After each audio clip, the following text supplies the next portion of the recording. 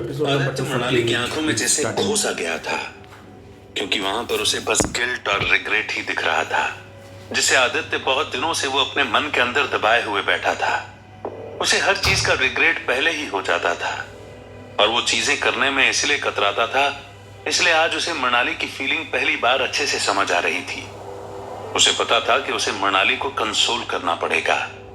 यही बात सोचकर उसने उसके हाथ पर अपना हाथ फेरना शुरू कर दिया और उससे कहा, तुम उसकी चिंता मत करो मनाली। अगर ऐसी प्रॉब्लम है कि तुम अंजलि से नहीं मिल सकती तो हम कोई दूसरा ऑप्शन देख लेंगे। रोजबट तुम्हारी यादों से बड़ा नहीं है। अगर तुम वहां जाकर अंजलि से बात करोगी और तुम्हारे मन में वही सारी बातें घूमेंगी तो ये शायद अच्छा नहीं होगा। शायद हमें इस चीज को यहीं पर ड्रॉप कर देना चाहिए। तुम यहीं बैठो और मैं जुबैर सर से बात कर लेता हूँ और इस डील को कैंसिल करवा देता हूँ। आदित्य इतना कहकर खड़ा हुआ और बाहर जाने की कोशिश कर ही रहा था कि तभी मनाली ने उसका हाथ खींचकर उसे रोक लिया।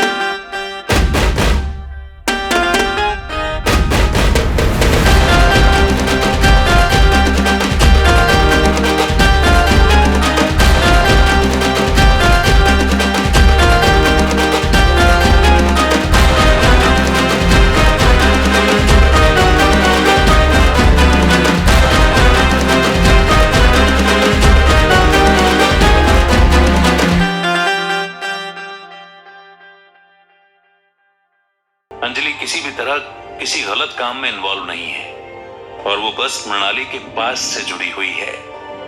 इसका मतलब यही है कि उसे कोई भी प्रॉब्लम नहीं होगी। तब उसने मनाली का हाथ छोड़ा और वहीं पर खड़े होकर उससे कहा, हमें मनाली जाना होगा मनाली। थोड़े ही दिन में अंजलि यहां से अमेरिका जा रही है और उसके पहले ही हमें इस डील को क्रैक करना पड़ेगा, वरना वो 4 महीने तक नहीं लौटेगी और तब तक हम बस इधर उधर भटकते रहेंगे।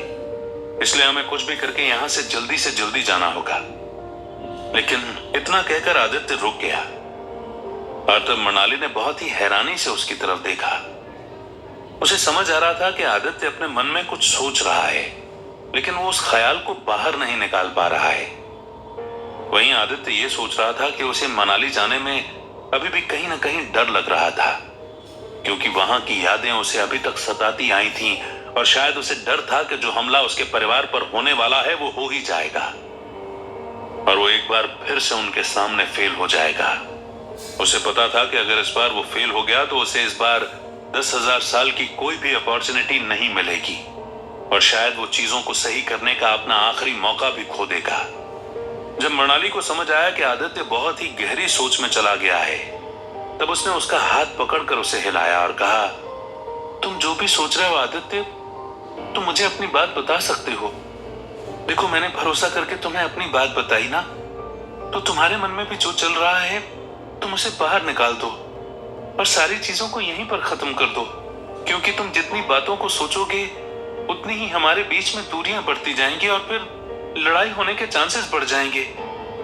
मैं तुमसे नहीं लड़ना चाहती आदित्य, इसलिए तुम्हारे मन में जो भी चल रहा है तुम मुझे बता दो, ताकि हम दोनों आराम से बैठकर चीजों को समझ सकें। जब मनाली ने यह बात कही तब आदित्य अपने ख्यालों में से बाहर आया और उसकी तरफ देखने लगा। उसे समझ आ रहा था कि अब उसे मनाली को अपने 10,000 साल के सफर की असली बात बतानी ही होगी और उसे यह भी बताना होगा कि किस तरह पिछली जिंदगी में उसकी मौत हो गई थी।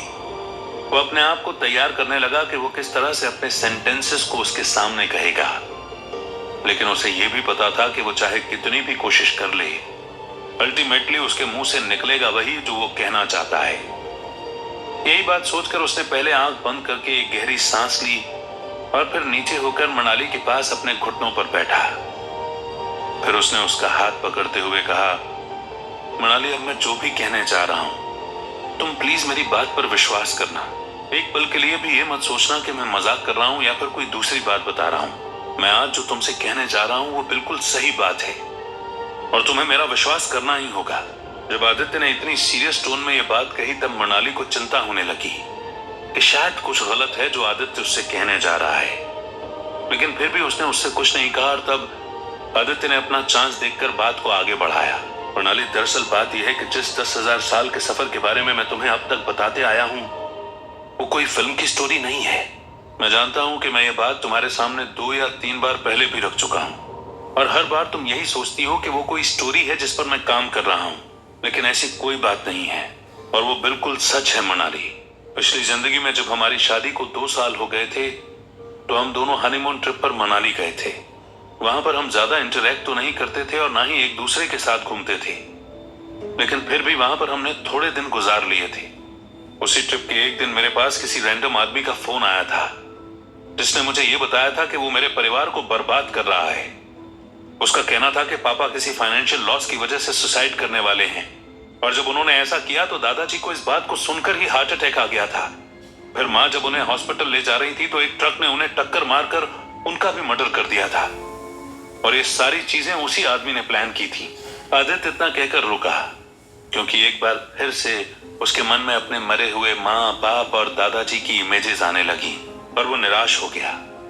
लेकिन उसने सोचा कि उसे मनाली को सारी बात बतानी होगी और यही बात सोचकर उसने आगे कहा, मैं उस टाइम हमारे होटल रूम से दूर था और उस आदमी ने मुझे बताया था कि ये मेरी बहुत बड़ी गलती थी क्योंकि वो तुम्हारे साथ भी किसी चीज को प्लान कर रहा था। उसने मुझे बोला था कि जब तक मैं अपने रूम में पहुंचूंगा तब तक बहुत लेट हो जाऊंगा और यही हुआ था। मैं जब रूम में पहुंचा तो मैंने देखा कि तुम्हारे शरीर पर एक भी कपड़ा नहीं था और तुमने अपनी नस काट रखी थी। इसका मतलब यही था कि उन लोगों ने तुम्हारे साथ जबरदस्ती की थी। तुम शायद उस दर्द को झेल नहीं पाई थी और इसलिए तुमने सुसाइड कर लिया था। मैं बस इस दुख के साथ ही अपनी जिंदगी जी रहा था कि तभी मेरे ऊपर भी हमला हुआ और उन्होंने मुझे भी मारकर खाई में फेंक दिया था। मनाली ने जब ये बात सुनी तो वो बहुत हैरान हो गई और उसे समझ नहीं आया कि आदित्य सही कह रहा है या गलत, लेकिन उसे विश्वास था कि आदित्य सीरियस टोन में ये बात कह रहा है तो शायद वो सही होगी। और तब आदित्य ने आगे कहा, वहां मुझे वही साधु महाराज मिले थे जो थोड़े दिन पहले बख्शी विला में आए थे और उन्होंने मुझे जिंदगी को फिर से जीने का मौका दिया था, लेकिन उससे पहले मुझे 10,000 साल का सफर पूरा करके साधना और कुछ शक्तियां सीखनी पड़ी थी। उसी के दम पर मैं यहाँ इस जिंदगी में ये सारी चीजें कर पाता हूँ। तुम जरूर ही ये सोचती होगी कि मैं इतने सारे लोगों से कैसे लड़ पाता हूँ और उसके बाद भी खड़ा रह जाता हूँ, तो उसका सीक्रेट यही है मनाली, और मैं इसी के दम पर तुम्हारे साथ रह पाता हूँ।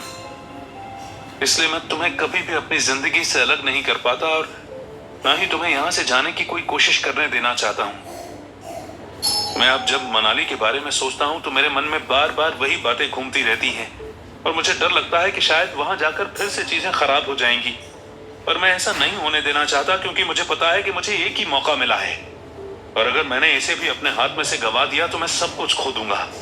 इस बार मैं शायद खुद भी जिंदा नहीं रहूंगा, लेकिन कहीं ना कहीं ये डर मेरे अंदर घूम रहा है और इसीलिए मैं मनाली जाने के बारे में बहुत बार सोच चुका हूं, पर फिर भी मेरा मन नहीं मान रहा कि मुझे क्या करना चाहिए।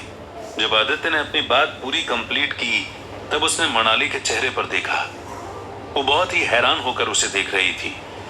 उसे समझ आ रहा था कि आज आदित्य पहली बार उसे इस बारे में बहुत ही सीरियसली कह रहा है और उसने पहली बार मनाली को उसकी मौत के बारे में बताया था। जब उसने इस बात को सुना था तो वो अपने आप को मरा हुआ इमेजिन करने लगी थी और उसे डर लग रहा था कि शायद आदित्य के मन में जो चल रहा है वो बात सच होने वाली है। लेकिन वो इस चीज के लिए श्योर नहीं थी कि उसे आदित्य का साथ देना चाहिए या फिर उसे मना कर देना चाहिए। और उसे यह भी पता था कि अगर आदित्य किसी चीज से डर रहा है तो शायद वो इतनी खतरनाक होगी जितना वो सोच भी नहीं पा रही होगी। अब हो गया है।